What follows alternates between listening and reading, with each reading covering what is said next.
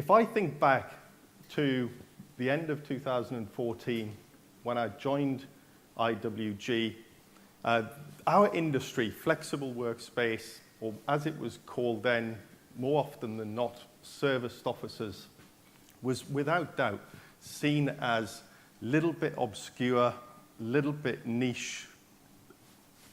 If you were at a dinner party or a barbecue on a weekend and you talked about serviced offices, people would just glaze over, right?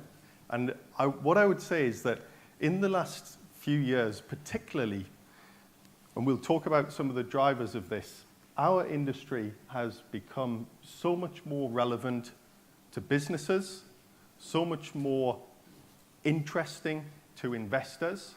And I think everybody in this room involved in the industry has played a part in that. So you should all be very proud of the work that you've done, the journey that you've taken this industry and this market on. Now,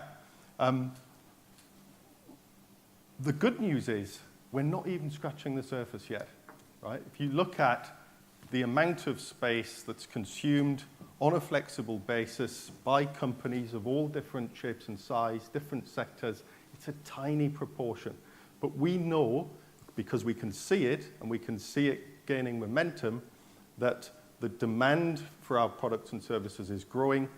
And this is what we talk about. The workspace revolution is just starting to gather pace. Now, businesses want the financial and the strategic benefits of our products and services. We know that the financial benefits can be significant.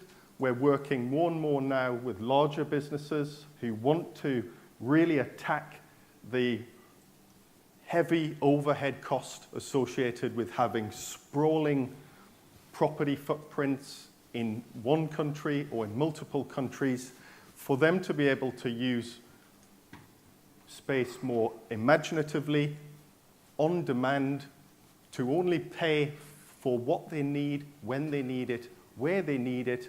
We can realize, working in partnership with these businesses, significant financial benefits in relation to how they consume space. We've got changes in accounting standards. Emma talked a lot about accountants. I happen to be an accountant by profession.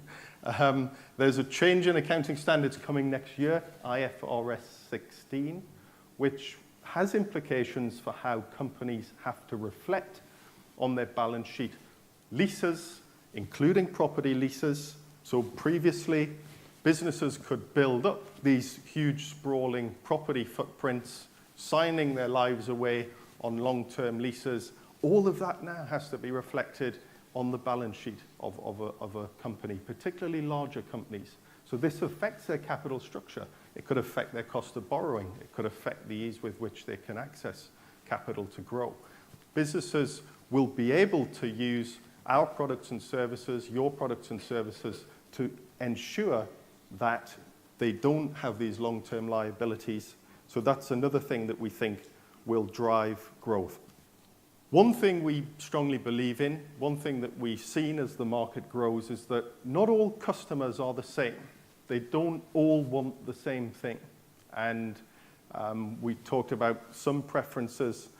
Emma gave some great insights into the things that play in people's minds when they're making choices. We know that different businesses require different types of space. They have different preferences. They want choice.